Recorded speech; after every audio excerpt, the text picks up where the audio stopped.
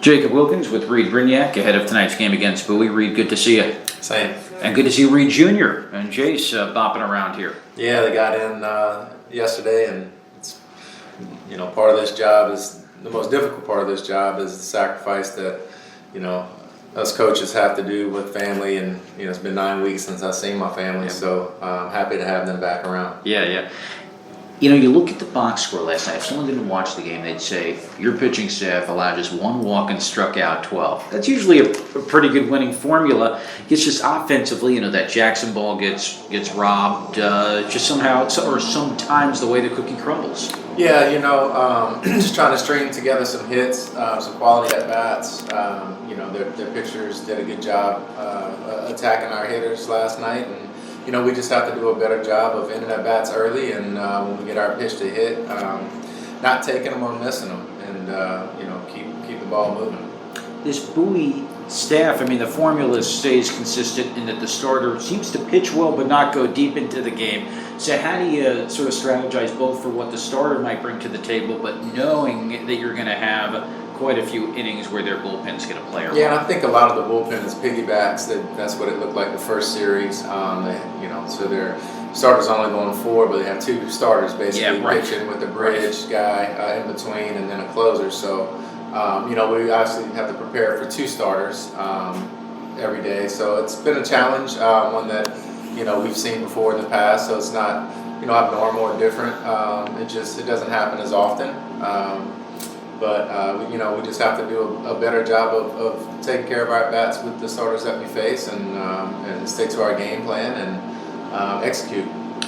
Pitching-wise, McLean battles through that 3rd and 4th, and really, between him and Juarez taking over, gave you a string of retiring 13 in a row. How was McLean able to get back on track, and talk about Juarez's performances? Yeah, I thought Nolan pitched very well.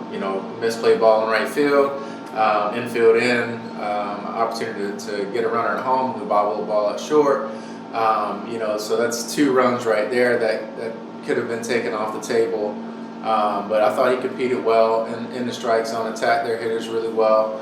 And then, Daniel had his best outing for me all season, attacking the strike zone. His only walk was on a clock violation, which he knows better that he needs to get back on the mound and execute the pitch. But it was a good thing to see him attack the strike zone last night. His numbers were back to where they were last year, which is encouraging for him. How about just now a few weeks in with McLean managing his workload, and what your impression has been of his work at the plate, and obviously you just talked about on the mound? Yeah, it's a unique situation with a position player-pitcher combo. It's just, like you said, managing his workload, making sure that he gets enough rest and recovery on the days after that he pitches. He doesn't play that day, so he can have a full recovery day. And then just monitoring his at-bats and seeing and talking to him daily, seeing how he's feeling. I had a conversation with him last week about, if you need a day off from hitting, and, we can make that happen, and he's a competitor. He wants to be out there. So, it's going to be, more on my decision if I see things that, like if he's dragging a little bit, it's his first full season, and this will be the most innings that he's thrown. This will be the most at-bats that he's had. So, just to talk to our strength and conditioning coach and athletic trainers to make sure that that he's, all his measurements and everything that they do, that he does with them, is still in that, frame of reference that we need, and just monitoring him daily.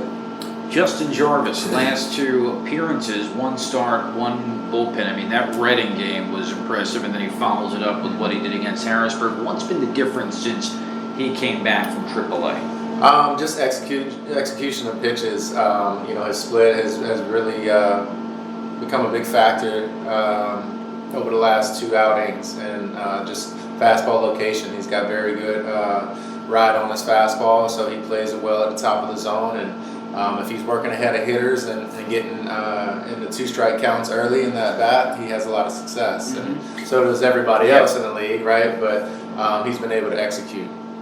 And lastly, Brandon Sproat, what he's brought to the table in his Double-A first couple of starts. Oh man, he's been very impressive. Elite fastball up to 101 in his last start. But his ability to, when he does fall behind in the count, to be able to land his breaking ball for a strike to get him back into the at bat has been a huge difference that I've seen in his makeup of being able to execute pitches and not just always having to rely on that fastball to get back into counts. And his execution has been great. I mean, showed a lot of toughness, taking a line drive back off the arm, and I think it was the second or third inning, ended up going 7 innings. Just really impressive stuff. Great makeup. Guy he works his butt off. So just excited for his future. Thanks, Reid. Appreciate the time. Good luck tonight. You got it. Thank you.